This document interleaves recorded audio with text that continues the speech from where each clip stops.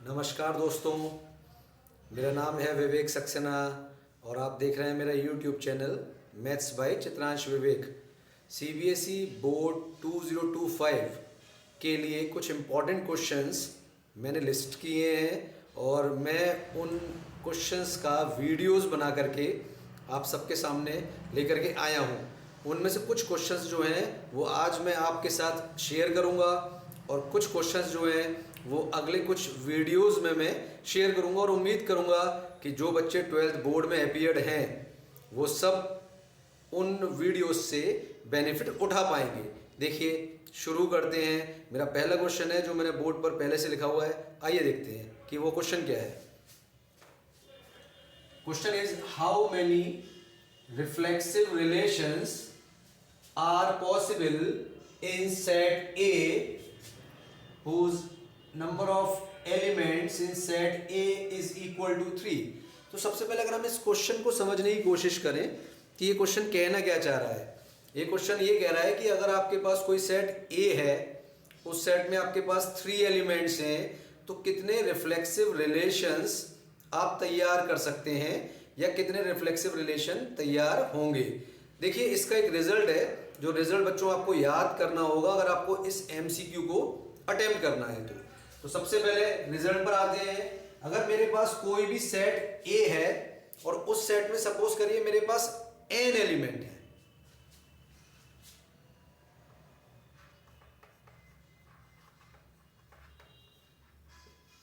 मेरे पास set A है। Set A में जो नंबर ऑफ एलिमेंट्स है वो मैंने स्मॉल n ले लिया है, तो total number of reflexive relation होता है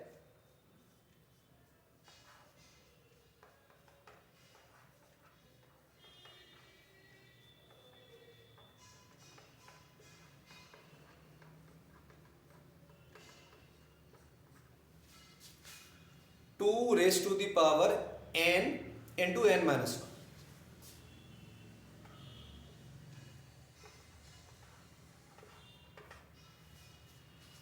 अब अगर आप इस क्वेश्चन पर ध्यान से देखें, जो क्वेश्चन मैंने पिक किया है, इस क्वेश्चन में मेरे पास नंबर ऑफ A 3 है, यानी A सेट में जो एलिमेंट्स हैं वो मेरे पास 3 हैं। तो कितने रिफ्लेक्सिव रिलेशन बन पाएंगे? तो रिफ्लेक्सिव रिलेशन यहां होना चाहिए 2 raise to the power 3 into 3 minus 1।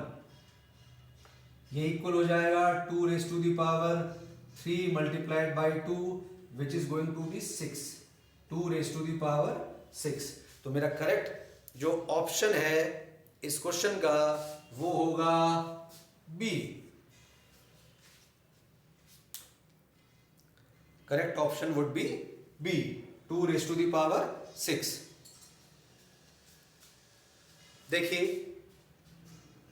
इस क्वेश्चन के बाद एक और क्वेश्चन MCQ फॉर्मेट का ही मैं आपके सामने और लेकर के आ रहा हूं और उम्मीद करता हूं ये क्वेश्चन भी इस बोर्ड में इंपॉर्टेंट रोल प्ले करेगा। समझिएगा।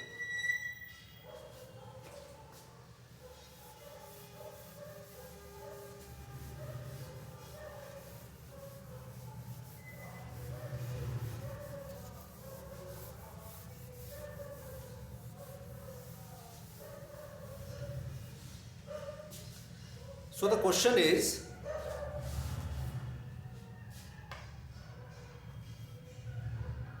if number of elements in set A is equal to P, then number of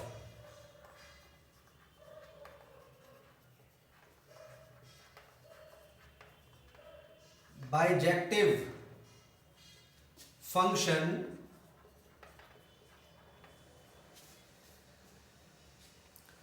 from set A to set AR, और ऑप्शंस है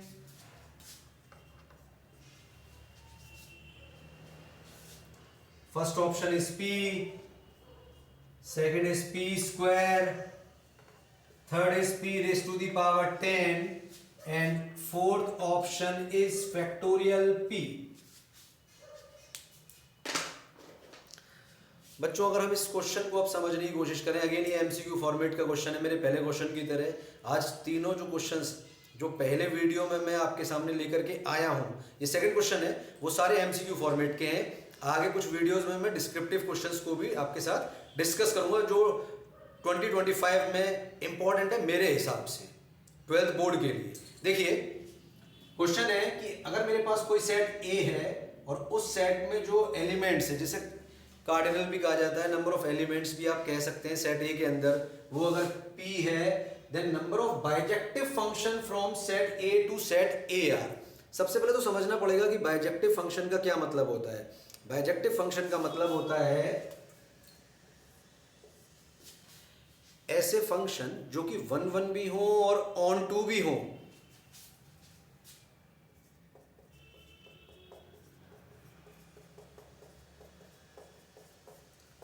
तो अगर कोई भी मैपिंग या कोई भी फंक्शन 1 1 और ऑन टू दोनों होगा तभी आप उसको बाइजेक्टिव कह पाएंगे। अब देखिए अगर मेरे पास सेट ए में एलिमेंट्स है p और मुझे बाइजेक्टिव फंक्शन यानी कि 1 1 ऑन टू फंक्शंस टोटल पता करने हैं, तो अगेन यहां पर एक रिजल्ट का आपको यूज करना पड़ेगा और वो रिजल्ट आपको याद होना चाहिए अगर आपको इस क्वेश्चन को अटेम्प्ट करना है। तो सबसे पहले समझिएगा, मेरे पास अगर सेट ए में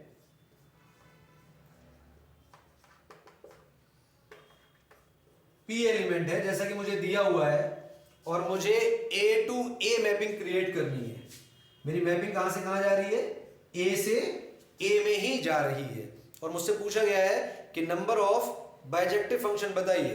तो नंबर ऑफ बाइजेक्टिव फंक्शन होता है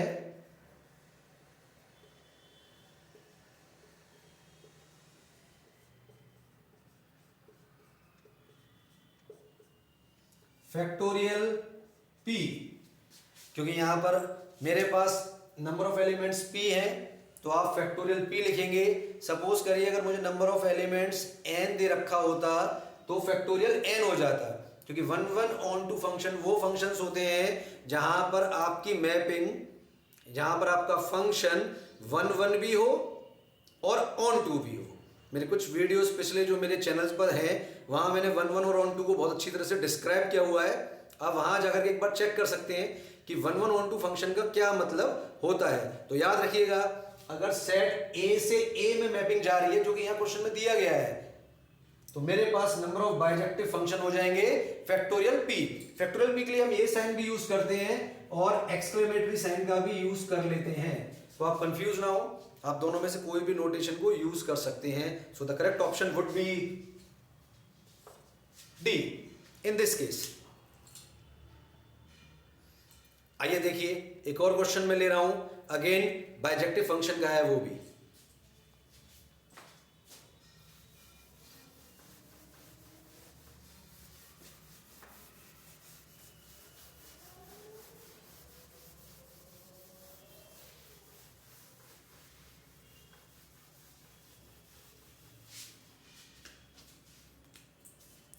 So the question is question number 3, again very important question. मुझे लगता है ये क्वेश्चन बहुत इंपॉर्टेंट है इस बार के बोर्ड के पॉइंट ऑफ व्यू से। If the set A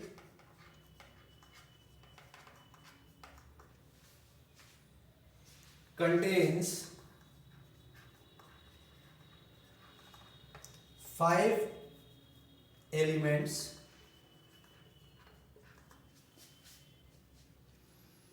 and the set B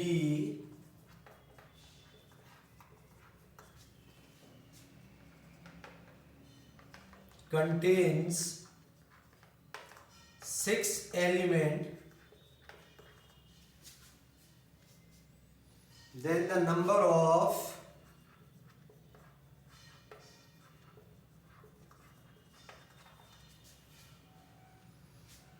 both 1 1 and on 2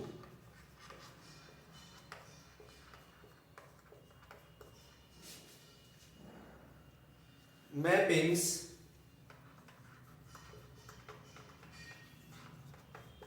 from A to B is, and the options are 720, 120, 30 and the last option is 0। बच्चों अगर आप इस क्वेश्चन को समझने की कोशिश कर रहे हैं, और मैंने एक क्वेश्चन जानबूझ करके पिक किया है क्योंकि क्वेश्चन 2 के साथ ये रिलेट करेगा। क्वेश्चन 2 में हमने क्या कहा था कि अगर हम ए से ए में ही जा रहे हैं, ए में पी एलिमेंट है, तो नंबर ऑफ बाइजेक्टिव फंक्शन कितने होंगे। बाइजेक्टिव का मतलब अगेन होता है 1 1 on 2, तो यहां पर क्वेश्चन को चेंज करके लिखा जा सकता है 1 1 on 2 की जगह बाइजेक्टिव। अदरवाइज ये क्वेश्चन इस तरीके से भी आ सकता है। अब अगर समझने की कोशिश करें क्वेश्चन को, तो ये क्वेश्चन क्या कहना चाह रहा है कि सेट ए आपके पास है, जिस सेट में आपके पास नंबर ऑफ एलिमेंट्स है 5। एक दूसरा सेट हमने लिया सेट बी, और उस सेट बी के अंदर नंबर ऑफ एलिमेंट्स है 6।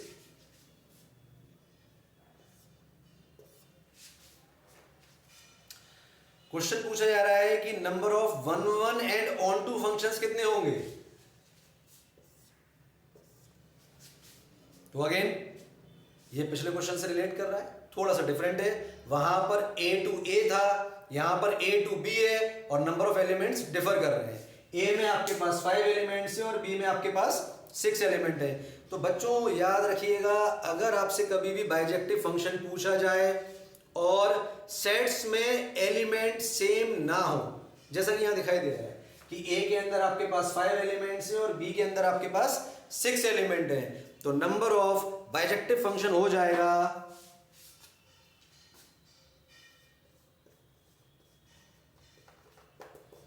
मान लीजिए मेरे पास नंबर ऑफ A है m, नंबर ऑफ B है n, यानी A सेट में m एलिमेंट है, B सेट में n एलिमेंट है, और m और n की वैल्यू इक्वल नहीं है जैसा यहां दे रखा है।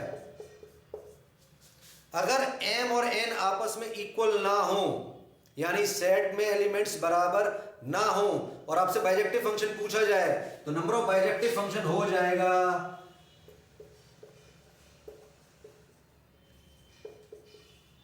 0। Answer is 0। पर ध्यान रखिएगा, ये रिजल्ट आप तभी ऑपरेट करेंगे जब आपसे बाइजेक्टिविटी पूछी जाए, आपसे 1 1 एंड ऑन टू दोनों पूछा जाए। अगर आपसे 1 1 पूछा जाता है केवल, या केवल ऑन टू पूछा जाता है, तो आंसर डिफर करेगा। और मैं कुछ और वीडियोस लेकर आ रहा हूं अगले, उनमें मैं ये चीज को डिस्कस भी कर लूंगा। तो answer is 0। Correct option is D. बच्चों उम्मीद करता हूं कि ये वीडियो जो कि मैंने बोर्ड्स 2025 को ध्यान में रख करके बनाया गया है क्लास 12 के लिए, आप सबके लिए यूजफुल रहेगा। अगर आपको मेरा वीडियो पसंद आया हो तो प्लीज़ इस वीडियो को शेयर कीजिएगा, मेरे चैनल को सब्सक्राइब कर दीजिएगा, वीडियो को लाइक भी कर दीजिएगा। मिलता हूँ आपसे अगले वीडियो में, तब तक के लिए नमस्कार, जय हिंद।